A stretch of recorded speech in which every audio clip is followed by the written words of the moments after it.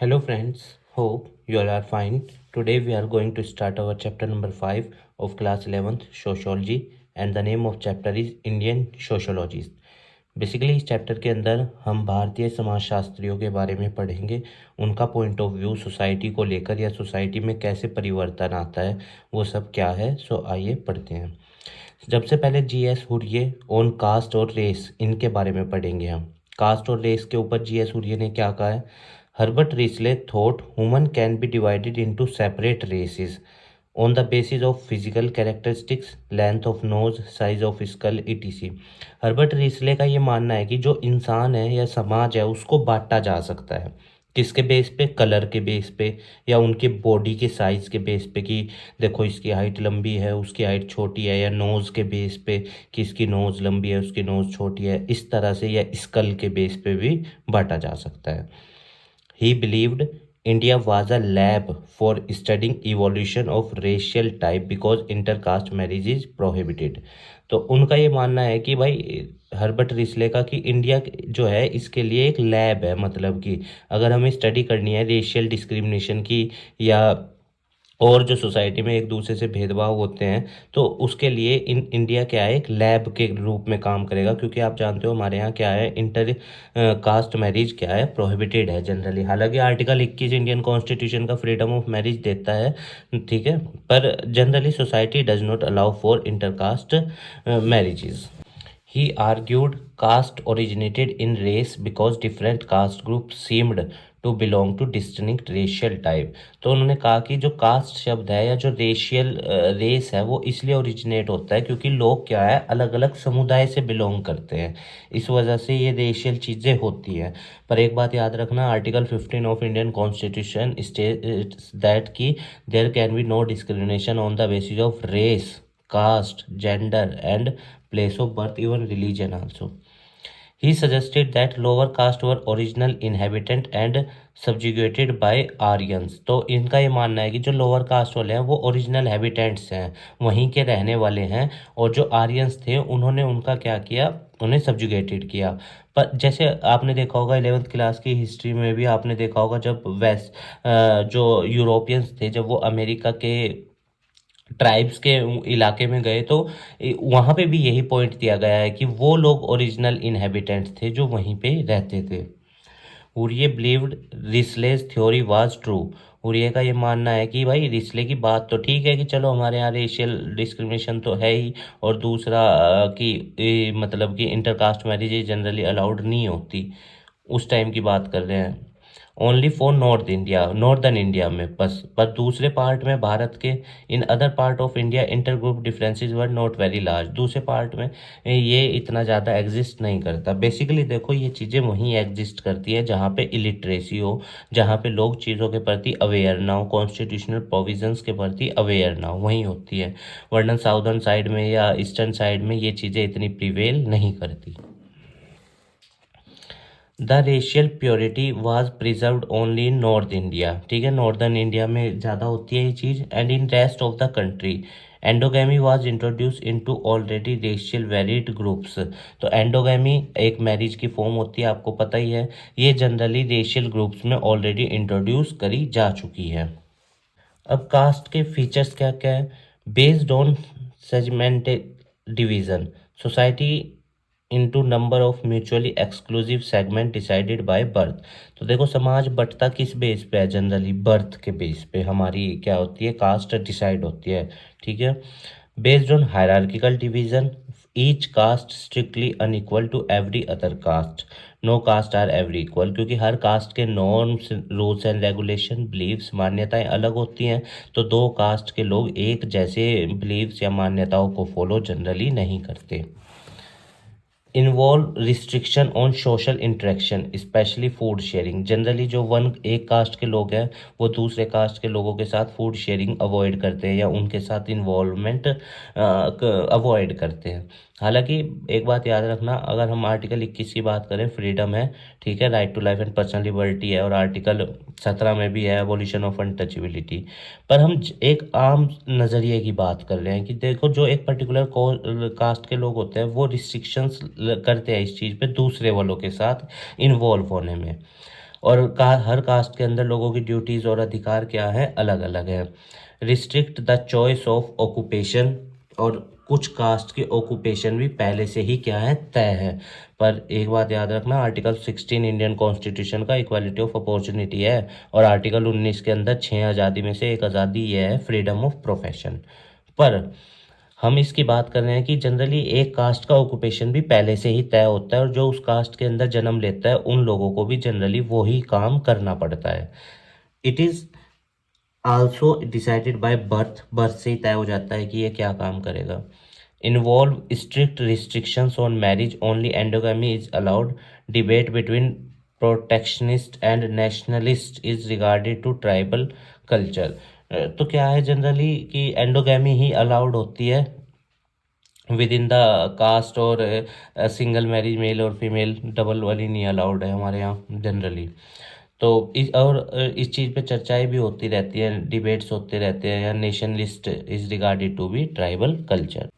Protectionist कौन होते हैं? British anthropologist were interested in studying the tribal culture of India. वो हमारे यहाँ के ट्राइब्स के कल्चर को पढ़ना चाहते, मतलब समझना चाहते थे, क्योंकि आप जानते हो ट्राइब्स का कल्चर जनरली क्या होता है, दूसरे लोगों के कल्चर से थोड़ा अलग होता है।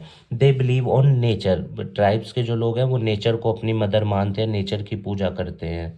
They believed that assimilation of tribal culture with mainstream Hinduism will lead to exploitation of tribal people by Hindus, and thus their culture should be protected and preserved। तो उनका ये मानना था कि अगर ये इनको एसिमुलेट कर दिया जाए, इनको मिला दिया जाए हिंदूज के साथ, तो क्या होगा, इन एक्सप्लोइटेशन हो जाएगा इनके कल्चर का, ठीक है, बाय हिंदूज, एंड दस उनका कल्चर फिर क्या होगा, प्रॉब्लम्स में आएगा, इसलिए उनके कल्चर को बचाने की ज़रूरत है। हालांकि देखो आर्टिकल 25 से 28 की अगर मैं बात करूँ, फ्रीडम ऑफ रिलीजन है, जो भी हमारे यहाँ जिस भी कल्चर को या रिलीजन को फॉलो करना चाहता है वो उसके लिए स्वतंत्र है। ठीक है, ये बात एनसीईआरटी की बुक में लिखी हुई है, ऐसा उन लोगों का मानना है, मेरा कोई पर्सनल व्यू नहीं है, ठीक है ना। ये उन लोगों की आइडियोलॉजी है कि अगर दूसरे कल्चर के लोगों के साथ उनको मिक्सअप कर दिया जाएगा तो दूसरे कल्चर वाले उनके कल्चर को क्या कर देंगे, एक्सप्लॉइट करेंगे, या उनके उनके कल्चर को उनसे छुड़वा देंगे।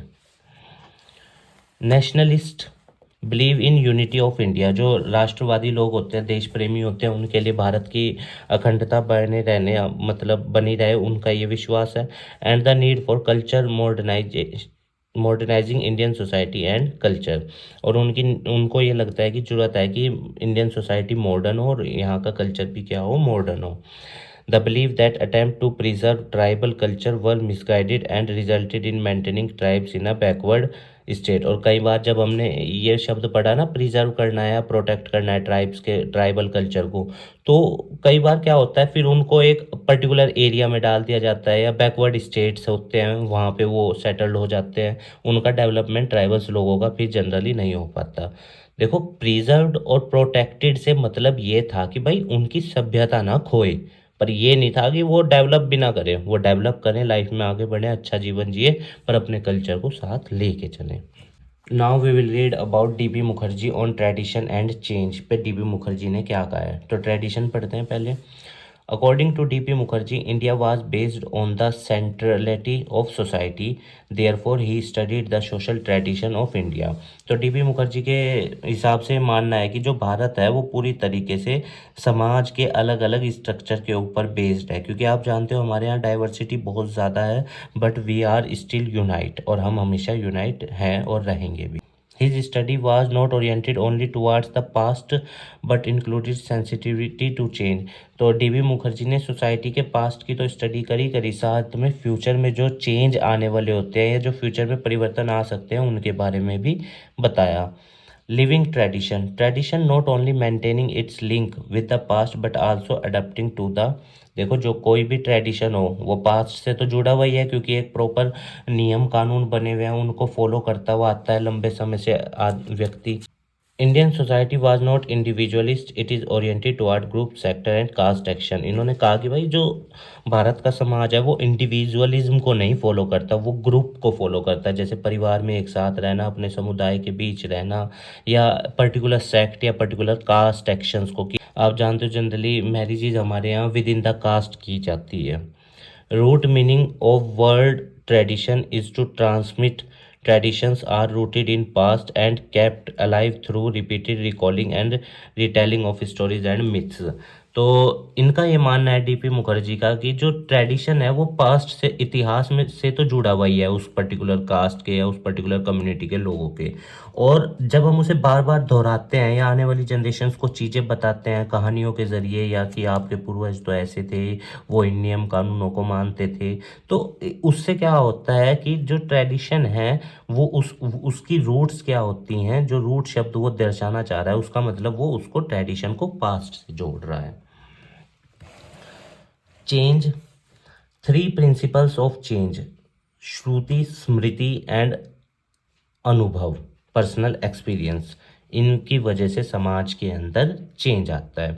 However in India personal experience turns into collective experience. समाज में एक पर्टिकुलर समुदाय के अंदर चेंज जब आता है, जब उस समुदाय के सभी लोग क्या करते हो, एग्री करते हो, तो collective experience. For DP Mukherjee the discursive reason is not dominant force of change but prem and anubhav are superior agent of change. तो डीपी मुखर्जी का मानना यह है कि बुद्धि विचार से ट्रेडिशन या समाज में परिवर्तन नहीं आता, पर प्यार एक दूसरे से जो व्यक्ति करते हैं, या जो उनका अनुभव है, या जो उनकी लिटरेसी हो जाती है, अवेयरनेस हो जाती है, उसकी वजह से सोसाइटी बदलती है। जैसे जैसे लोग अवेयर होते हैं चीज़ों के प्रति, समाज की संरचना क्या होती है, बदलने लगती है। Collective experience lead to conflict and rebellion, पर कई बार कलेक्टिव एक्सपीरियंसेस की वजह से जब लोग एक दूसरे से एग्री नहीं करते तो फिर कन्फ्लिक्ट भी हो जाते हैं और फिर युद्ध तक पहुंच जाती हैं चीज़ें। Resilience of tradition ensure that the pressure of conflict produce change in the tradition without breaking it. और कई बार क्या होता है कि जो कन्फ्लिक्ट हुए हैं उनसे परिवर्तन भी आते हैं, पर चीज़ें टूटती नहीं। पर मोस्ट केस में ये होता है कि चीज़ें टूट जाती हैं, सोसाइटी के स्ट्रक्चर्स क्या होते हैं, बदल जाते हैं। Now we will read about AR Desai on state पे इन्होंने क्या क्या, इन्होंने फीचर ऑफ वेलफेयर स्टेट के फीचर्स क्या क्या बताए हैं, let us see. Welfare state जो जनता की भलाई करता है वो एक पॉजिटिव होता है, सही बात है। तो it does not seek to do only the minimum necessary to maintain law and order, और वो कानून व्यवस्था बनाए रखने की भी जिम्मेदारी लेता है। It is interventionalist state and uses it power to implement policy of social welfare, और कई बार क्या होता है पावर्स का भी उपयोग करता है अपनी सामाजिक जो पॉलिसीज़ हैं भले के लिए, उनको लागू करने के लिए। क्योंकि आप जानते हो, देखो कुछ लोग एग्री करते हैं चीज़ों से, कुछ नहीं करते हैं, तो कई बार स्टेट क्या होता है, स्टेट पावर का भी उपयोग करता है देश। डेमोक्रेटिक, ये तो होगा ही, जाहिर सी बात है। अगर मतलब वेलफेयर स्टेट है, जनता के लिए बना हुआ है, जनता की भलाई कर रहा है, तो जनता में से ही चुने जाएंगे शासक। डेमोक्रेसी होगी वेलफेयर स्टेट के अंदर।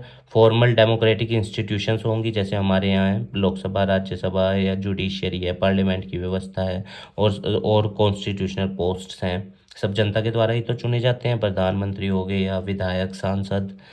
Formal democratic institution specially multi party elections हैं हमारे यहाँ, ठीक है। आर डिफाइनिंग फीचर, ताकि हर किसी का रिप्रेजेंटेशन हो, कोई भी वर्ग समाज में वंचित ना रह जाए, वो वाली व्यवस्था हमारे यहाँ पे है। मिक्स्ड इकोनॉमी होती है जिसमें प्राइवेट और पब्लिक सेक्टर दोनों मिल के डिसीजन लेते हैं, वो भी इंडिया के अंदर है, आप जानते हो।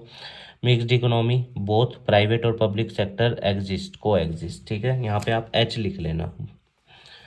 Welfare state does not eliminate capitalism market, पर आप जानते हो, देखो हमारे यहाँ प्राइवेट सेक्टर एग्जिस्ट करता है, कैपिटलिज्म है, पर वो पब्लिक इन्वेस्टमेंट को भी नहीं रोकता।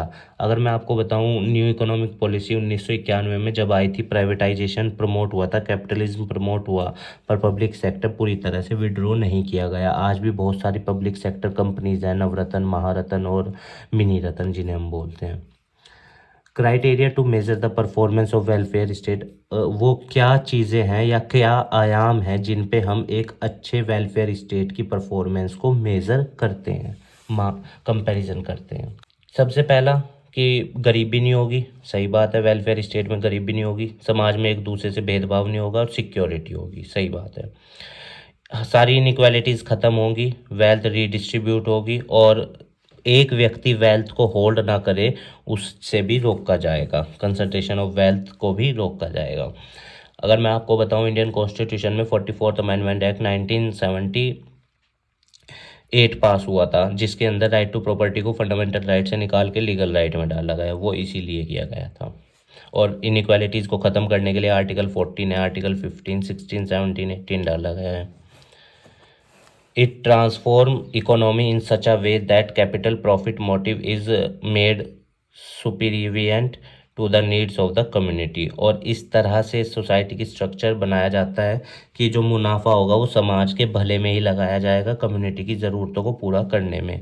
इट एंश्योर स्टेबल डेवलपमेंट होगा देश में, और इकोनॉमिक बूम्स या डिप्रेशन ये सब चीज़ें नहीं आएंगी, मतलब इन्फ्लेशन डिफ्लेशन भी नहीं होगा, चीज़ों के रेट ज़्यादा नहीं बढ़ेंगे घटेंगे नहीं। It provide employment for all, और हर किसी को रोज़गार पाने का हक होगा। ठीक है, ये भी एक वेलफेयर स्टेट की जिम्मेदारी है। एग्जीग्रेटेड क्या है वेलफेयर स्टेट्स, क्यों एग्जीग्रेट किए जाते हैं? मोस्ट मॉडर्न कैपिटलिस्ट स्टेट है, even in most developed country, America की बात कर रहे हैं, fail to provide minimum level of economic and social security to all their citizen. वो अमीर देश होकर भी मतलब अपने लोगों को ये चीज़ें नहीं दे पाते, जो बेसिक नीड्स हैं। They are unable to reduce economic और कैपिटल, वो मतलब इस चीज़ में भी फेल रहते हैं कि वो क्या करें, इनइक्वालिटी को ख़त्म कर लें या और चीज़ों को जो समाज में कुरीतियाँ हैं उनको ख़त्म कर दें। They have been unsuccessful at enabling stable development free from market fluctuation. आप देख लो इंडिया के अंदर भी इन्फ्लेशन डिफ्लेशन आता है, और बहुत सारे लोग बिलो पॉवर्टी लाइन भी है, मोर देन 21% लोग। तो कहने का मतलब क्या है कि वेलफेयर स्टेट ठीक है, पर अगर हम पूरी तरह से कैपिटलिज्म के हाथ में छोड़ देंगे चीज़ें, वो भी तो नहीं सही रहेगा। वेलफेयर स्टेट होना चाहिए, पर साथ में जो नियम कानून है वो सख्ती से लागू हों, उनमें किसी तरीके की क्या कह सकते हैं कि फ्लेक्सिबिलिटी या ज़्यादा फ्लेक्सिबिलिटी इन्वॉल्व ना हो। There is a presence of excess economic capacity yet high levels of unemployment. और वेलफेयर स्टेट के अंदर बेरोज़गारी होती है, हाँ होती है, हमारे यहाँ भी है। MN. Srinivas on village, MN. Srinivas ji को पढ़ेंगे हम उन्होंने गांव के ऊपर क्या कहा है। Are two type on village, तो first there was ethnographic account of field work done in village. A second kind of writing include historical and conceptual discussion. In ethnographic मतलब कि उनकी कम्युनिटीज़ इन सब चीज़ों के ऊपर लिखा, और दूसरा उनके इतिहास के ऊपर या डिस्कशन किया गया चीज़ों के ऊपर, भारतीय गाँव के बारे में, इंडियन विलेजेस के बारे में। Louis Dumont view of village, let us see, इन्होंने क्या कहा था। He thought that social institution like caste were more important than village. इन्होंने कहा भाई कास्ट वाली व्यवस्था ज़्यादा इंपॉर्टेंट है विलेज के होने से, which was after all only a collection of people. क्योंकि कास्ट के अंदर लोग एक पर्टिकुलर एक दूसरे से जुड़े हुए होते हैं, कॉमन कास्ट के लोग, तो विलेज ज़्यादा ज़रूरी नहीं है, उनके हिसाब से कास्ट ज़्यादा ज़रूरी है। He described Indian villages are unchanging self sufficient and little republic. तो इनका ये मानना है कि भाई जो भारतीय गांव है वो अपरिवर्तित है, आत्मनिर्भर है, और लिटिल बिट रिपब्लिक भी है। लिटिल बिट रिपब्लिक क्यों क्या उन्होंने, क्योंकि आप जानते हो जनरली पहले की बात क्या कर रहे हैं, हमारे यहाँ पे क्या होता था कि हायरार्की थी किसमें, गांव के इलेक्शंस में, या कह सकते हैं गांव के शासक की व्यवस्था में, पर आज तो डेमोक्रेसी है। पर श्रीनिवास जी ने क्या कहा इनके व्यू पे, believed that village was a relevant social entity. History show that villages have served as a unifying identity. तो श्रीनिवास जी ने कहा कि भाई देखो विलेज जो है वो सामाजिक पहचान है हर उस व्यक्ति की जो उसमें रह रहा है, और इसने देश को जोड़ के रखा है, यूनिफाइंग आइडेंटिटी, और उस पर्टिकुलर विलेज के लोग आपस में एक दूसरे से जुड़े रहते हैं, चाहे भले ही वो किसी भी समुदाय या किसी भी कल्चर के हों। उन्होंने क्रिटिसाइज किया डोमेंट को, उनके व्यू पे जो उन्होंने विलेज के प्रति दिया था। Unchanging self sufficient little Republic को इन्होंने क्रिटिसाइज किया। He showed that village had in fact experience considerable change. ये तो सही बात है, देखो भले ही गाँव हो चाहे शहर हो चाहे कस्बा हो, जैसे जैसे टाइम बदलता है चीज़ें परिवर्तित होती हैं, ये तो सीधी बात है। इन्होंने इसलिए कहा लुइस के व्यू को कि आप कह रहे हो कि गांव बदलता नहीं है, लिटिल रिपब्लिक है या सेल्फ सफिशिएंट, तो चीज़ें बदलती हैं, सही बात है। कोई भी गांव कस्बा या देश सेल्फ सफिशिएंट कभी नहीं हो सकता उसे, क्योंकि संसाधनों की कमी है, दूसरे देशों पे निर्भर रहना पड़ता है। विलेजेस वर नेवर सेल्फ सफिशिएंट, सही बात है, क्योंकि गांव के अंदर हर चीज़ तो अवेलेबल नहीं होती है। मान लो फॉर एग्जांपल ऐसा ना हो कभी कि गांव में कोई बीमार हुआ तो उसको कहाँ जाना पड़ता है, कस्बों की तरफ या शहरों की तरफ, तो वो सेल्फ सफिशिएंट कहाँ हो गया गांव। Village were never self sufficient and had been involve in various kind of economic, काम करने या पैसा कमाने उन लोगों को शहरों की तरफ, social and political relationship at regional level. ठीक है।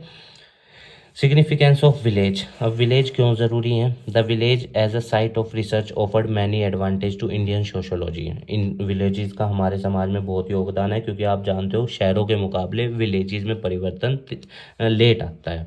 It provide an opportunity to illustrate the importance of ethnographic research method, और एक पर्टिकुलर ग्रुप के बारे में भी स्टडी की जा सकती है एक पर्टिकुलर विलेज में जाकर, या दो अलग अलग ग्रुप्स के बारे में भी स्टडी करी जा सकती है एक पर्टिकुलर विलेज में जाकर। It offered I witness account of the rapid social change, और हम देख सकते हैं कि इस गांव के अंदर कैसे परिवर्तन आ रहा है, पूरे देश में कैसे परिवर्तन आ रहा है उसको कंपैरिजन कर सकते हैं, और गांव के अंदर कैसे कैसे चीज़ें बदल रही है वो भी हम इसके अंदर देख सकते हैं कि देश में क्या डेवलपमेंट प्रोसीजर चल रहे हैं या और वहाँ पे क्या चल रहे हैं। Because of these vivid description, policy makers were able to form impression of what was going on in the heartland of India. और इन्हीं डिस्क्रिप्शन, इन्हीं चीज़ों की वजह से जो हमारे पॉलिसी मेकर्स हैं वो गांव के बारे में जान सके, गांव को क्या क्या चीज़ें चाहिए, गांव का डेवलपमेंट कैसे होगा, गांव में बेसिक एम्यूनिटीज़ क्या हैं जो गांव के लोगों को ज़रूरत पड़ती है। Village studies thus provided a new role for a discipline like sociology in the context of an independent nation। और भारत जैसे इंडिपेंडेंट देश के अंदर जो है, और आप जानते हो हमारी बहुत बड़ी पॉपुलेशन विलेजेस में ही बसती है, तो इनकी स्टडी सोशोलॉजी के अंदर एक नया डिसिप्लिन है। उससे हमें पता चलता है कि सोसाइटी, क्योंकि देखो गांव के लोगों का भी एक कल्चर होता है, एक ट्रेडिशन होता है, एक पैटर्न होता है लाइफ को जीने का, तो उन्हें अगर हम समझेंगे तो समाज के और एस्पेक्ट्स को भी हम समझ सकते हैं। उम्मीद है गाइज आपको चैप्टर समझ में आया होगा। हमारे काम को सपोर्ट करने के लिए वीडियो को लाइक कीजिएगा, अपने दोस्तों के साथ शेयर कीजिएगा, और हमारे चैनल को भी सब्सक्राइब कर दीजिएगा। और देखिए स्टूडेंट, अगर किसी पॉइंट से आपकी कोई भावना हर्ट हुई है तो मैं आपसे उसके लिए क्षमा मांगता हूँ, क्योंकि मेरी कोई इंटेंशन नहीं है कि आपको किसी भावना को हर्ट करने की। समाज शास्त्र सब्जेक्ट ही ऐसा है, समाज से जुड़ा हुआ है, फिर भी कई बार कुछ पॉइंट होते हैं जो हमारी फीलिंग्स को हर्ट करते हैं, तो उसके लिए मैं आपसे क्षमा मांगता हूँ। और आप उन्हें एज अ लर्नर ही इनटेक कीजिएगा, क्योंकि आप भी एक स्टूडेंट हैं, मैं भी एक स्टूडेंट हूँ। ठीक है स्टूडेंट्स, स्वस्थ रहिए, खूब लाइफ में आगे बढ़िए, इस देश के लिए अच्छा कीजिए, समाज को अच्छा बनाइए। धन्यवाद स्टूडेंट्स।